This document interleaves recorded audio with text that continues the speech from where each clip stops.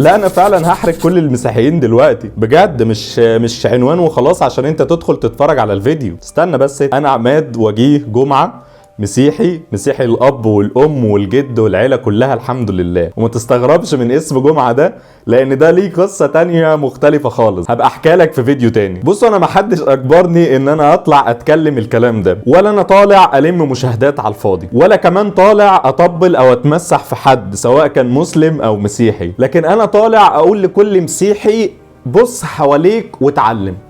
طالما انت مش عايز تتعلم من كلام ربنا اللي عندك، اتعلم من المسلمين يا اخي والاسلام. بيعجبني قوي في المسلمين وفي الاسلام حاجتين حلوين جدا، نفسي كل مسيحي يتعلم منهم. فلو انت مسلم اعمل لايك، ولو انت مسيحي اعمل لايك وفولو لو انت مهتم تتابع المحتوى المسيحي. وما تنسوش تفعلوا زر الجرس، انا جبت لكم جرس مخصوص عشان افكركم. وما تنسوش تقولوا لنا رأيكم في الكومنتات، اللايك والشير والكومنت بيساعدنا ان الفيديو يظهر لناس تانية يمكن يتعلموا حاجة. ولو انت عندك صاحب مسيحي قول له اتفرج على الفيديو ده مش هيندم. اول حاجة بتعجبني التزامهم بمواعيد الصلاة. اول ما ميعاد الصلاة يجي تلاقيه ساب اللي في ايديه وراح على الصلاة على طول. انا عارف ان مش كل الناس بتروح الصلاة في ميعادها، بس الاغلب بيعمل كده. بص، انا واحد كل يوم تقريبا في الكنيسة ورحت كنايس كتيرة جدا، فاللي انا بقوله ده يعني من خبرة او من اللي انا شفته من اللي بيحصل في الكنايس. انا عارف ان ممكن ناس كتيرة تزعل مني لاني بقول الكلام دوت على العلن، بس الحقيقة الغلط زاد عن حده وكتر، فلازم نواجهه علشان نوقف او نقلل الغلط ده. بالنسبة للمسيحي تلاقي في ناس كتيرة وخصوصا الشباب بتروح الاجتماع او القداس بتاعها متأخر. هو في حاجة اهم من القداس او الاجتماع بتاعك؟ ده الكتاب المقدس بيقول من يبكر الي يجدني، يعني اللي يجيلي بدري هيلاقيني. ده في كل حاجة، مش فكرة المواعيد بس. تاني حاجة بتعجبني في الاسلام والمسلمين اللي بينفذوها، والحقيقة النقطة دي بتبهرني جدا جدا، وخصوصا يوم الجمعة. ايه هي؟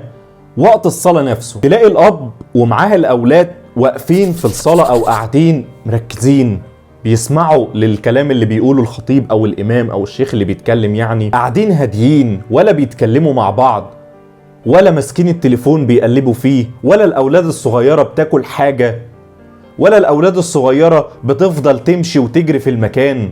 لا، قاعدين بكل هدوء وبخشوع.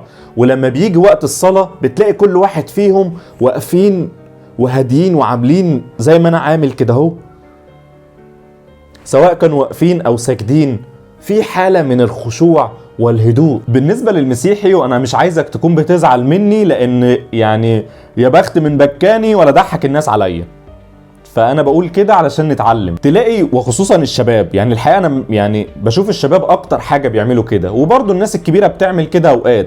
ممكن حد تلاقيه قاعد بيتكلم في الواتس والاجتماع شغال او القداس شغال، ممكن حد يجيله تليفون فيروح سايب الاجتماع وماشي، اللي هو المفروض الاجتماع ده او القداس دوت يعني حاجة مقدسة وحاجة الله حاضر فيها، والكلام اللي بيتقال كلام مقدس كلام ربنا، تلاقيه ساب الاجتماع ومشي. تلاقي الاولاد الصغيرة قاعدة بتجري وبتروح في المكان، والامهات او الابهات مش مسيطرين عليهم.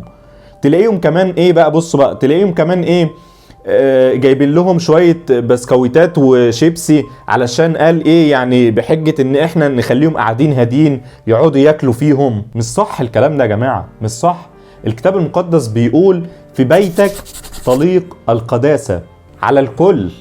في بيته، طالما في بيته يبقى يكون في حالة من القداسة والهدوء والخشوع. ولازم انت كأب او كأم تعلم اولادك سواء كانوا صغيرين او كبار ان في بيت ربنا في احترام لبيت ربنا. حتى لو اولادك صغيرين ومش فاهمين الكلام اللي بيتقال، لازم تزرع فيهم انت كده من صغرهم عشان لما يكبروا على الصح، مش يكبروا يلاقي نفسهم ممكن ياكلوا وبيشربوا وبيتكلموا والاجتماع شغال او القداس شغال. حقيقي انا بعتذر لكل حد مش عاجبه الكلام، انا يعني اسف جدا ليك، بس فعلا الغلط لما بيزيد عن حده لازم نكون بنواجهه. انا خلصت كلامي، اتمنى تكون بتعمل لايك وشير وكومنت، ولو انت لسه مش مشترك في القناة اشترك. مع السلامة.